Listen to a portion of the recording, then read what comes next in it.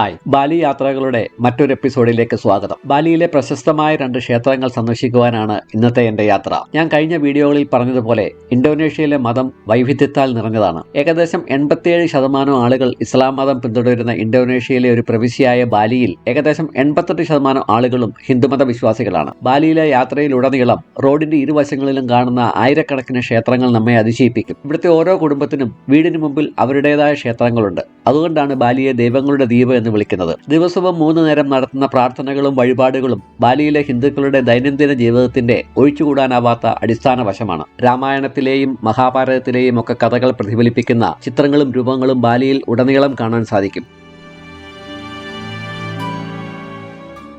ഞങ്ങൾ ആദ്യം സന്ദർശിക്കുന്നത് വടക്കൻ ബാലിയിലെ ബെഡുഗൂളിൽ സ്ഥിതി ചെയ്യുന്ന ഉലുൻ ദാതു ബരാത്തൻ ക്ഷേത്രമാണ്. പുര ഉലുൻ ദാതു ബരാത്തൻ എന്നറിയപ്പെടുന്ന ഇത് ബാലിയിലെ ബരാത്തൻ തടാകത്തിന്റെ തീരത്ത് സ്ഥിതി ചെയ്യുന്ന ഒരു പ്രധാന ഹിന്ദു ശൈവ ജലക്ഷേത്രമാണ്. ബാലിനീസ് ഹിന്ദു വിശ്വാസത്തിൽ ജലത്തിന്റെയും തടാകങ്ങളുടെയും നദികളുടെയും ദേവതയായ ദേവി ദാനുവിന് വേണ്ടിയാണ് ഈ ക്ഷേത്ര സമുച്ചയം സമർപ്പിച്ചിരിക്കുന്നത്. ഉലൻ ബാതു ബരാത്തൻ എന്നാൽ ബരാത്തൻ തടാകത്തിന്റെ ഉറവിട ക്ഷേത്രം എന്നാണ് അർത്ഥമാക്കുന്നത്. ദ്വീപിനെയും അതിലെ നിവാസികളെയും ദുരാത്മാക്കളിൽ നിന്ന് സംരക്ഷിക്കുന്നതിനായി 9 ദിശകളിലായി സ്ഥിതി ചെയ്യുന്ന കഹാങ്കൻ ജഗത് ക്ഷേത്രങ്ങളിൽ ഒന്നാണ് ഈ ക്ഷേത്രം. ഈ ക്ഷേത്ര സമുച്ചയത്തിൽ ഹിന്ദു ദൈവങ്ങൾക്കായി സമർപ്പിച്ചിരിക്കുന്ന 5 ആരാധനാലയങ്ങളുണ്ട്.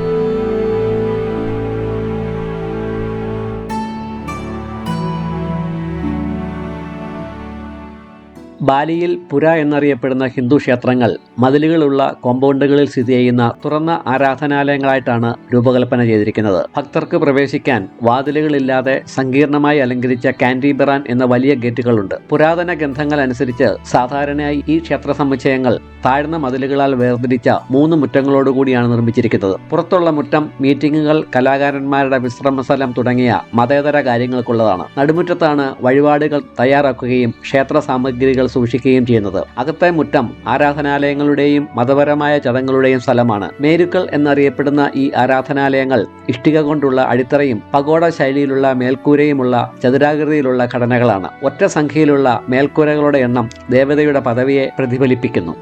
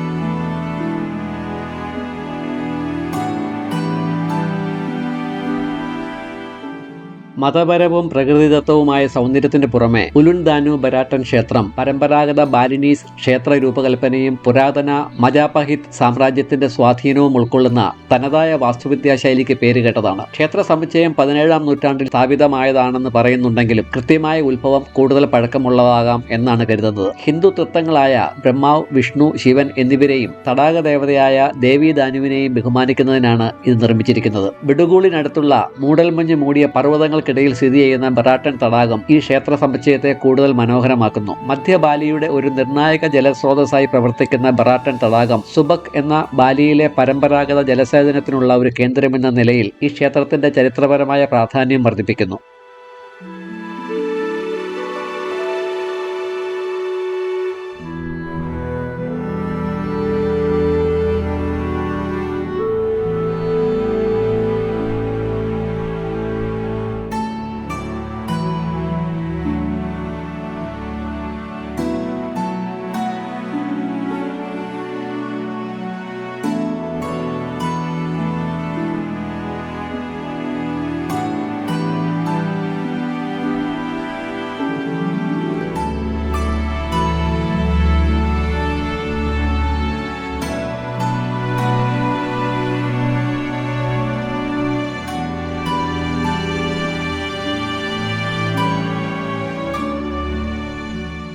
ഉലുൻദാനു ബെരാട്ടൺ ക്ഷേത്രത്തിന്റെ ഏറ്റവും ശ്രദ്ധേയമായ സവിശേഷതകളിലൊന്ന് ബെരാട്ടൺ തടാകത്തിന്റെയും ചുറ്റുമുള്ള പർവ്വതങ്ങളുടെയും മനോഹരമായ പശ്ചാത്തലമാണ്. ക്ഷേത്രത്തെയും അതിനു ചുറ്റുമുള്ള പച്ചപ്പിനെയും പ്രതിഫലിപ്പിക്കുന്ന ശാന്തമായ തടാകം അതിശയകരമായ ഒരു കാഴ്ച സൃഷ്ടിക്കുന്നു. മനോഹരമായി ലാൻഡ്സ്കേപ്പ് ചെയ്ത പൂന്തോട്ടങ്ങളും പാതകളും ഉൾപ്പെടുന്ന ക്ഷേത്ര സമുച്ചയം സന്ദർശകർക്ക് ഒരു ശാന്തമായ അനുഭവം പ്രദാനം ചെയ്യുന്നു. ഇവിടുത്തെ മനോഹരമായി സംരക്ഷിച്ചിട്ടുള്ള ധാരാളം ഫോട്ടോ പോയിന്റുകൾ എപ്പോഴും ഫോട്ടോ പ്രേമികളെ കൊണ്ടുള്ള തിരക്കിലാണ്. ചൂടുള്ള തീരപ്രദേശങ്ങളെ അപേക്ഷിച്ച് ഇവിടുത്തെ തണുത്ത അന്തരീക്ഷം ഇതിനെ വിനോദസഞ്ചാരികളുടെ ഒരു ജനപ്രിയ കേന്ദ്രമാക്കി മാറ്റുന്നു.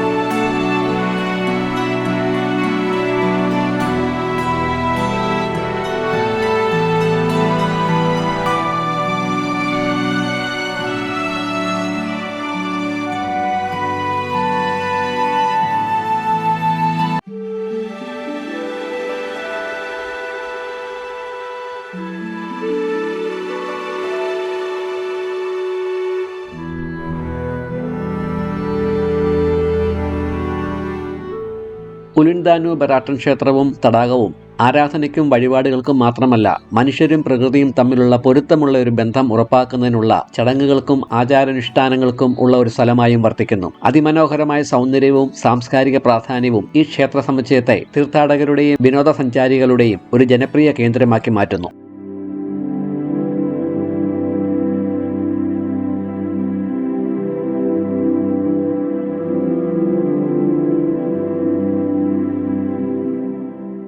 ബാലിയെപ്പറ്റി ഗൂഗിളിൽ തിരഞ്ഞാൽ കിട്ടുന്ന ബാലിയുടെ ഒരു പ്രതീകാത്മക ചിത്രമാണിത്. മധ്യ വടക്കൻ ബാലിയിലെ മുണ്ടക് മേഖലയിലെ മനോഹരമായ ഗ്രാമമായ പഞ്ചസാരിയിൽ സ്ഥിതി ചെയ്യുന്ന ഹന്താര ഗേറ്റ് ദ്വീപിന്റെ ആകർഷണീയതയുടെ പ്രതീകമാണ്. ഇതുപോലെയുള്ള പരമ്പരാഗത ഹിന്ദു ഗേറ്റ് സാധാരണയായി ക്ഷേത്രങ്ങളിലേക്കുള്ള പ്രവേശന കവാടമായിട്ടാണ് പൊതുവെ കാണപ്പെടുന്നത്. എന്നാൽ കല്ലുകൊണ്ടുള്ള ആകർഷണീയമായ ഈ പ്രവേശന കവാടം ഹന്താര ഗോൾഫ് ആൻഡ് റിസോർട്ടിന്റെ ഭാഗമാണ്.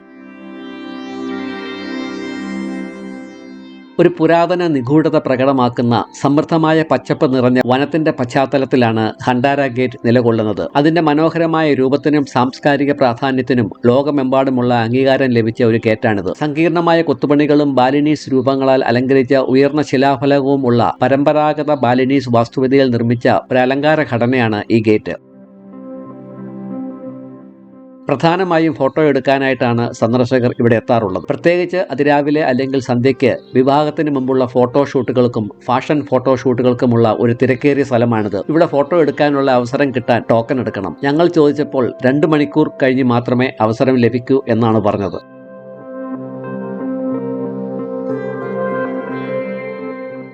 ഞങ്ങൾ സന്ദർശിക്കുന്ന മറ്റൊരു ക്ഷേത്രം പുരാ തനാലോട്ട് ആണ്. ബാലിയുടെ തെക്ക് പടിഞ്ഞാറൻ തീരത്ത് സ്ഥിതി ചെയ്യുന്ന പ്രശസ്തമായ പാറക്കൂട്ടത്തിന്റെ നടുവിലെ ഹിന്ദു ക്ഷേത്രത്തിന്റെ കാഴ്ചകൾ അടുത്ത വീഡിയോയിൽ.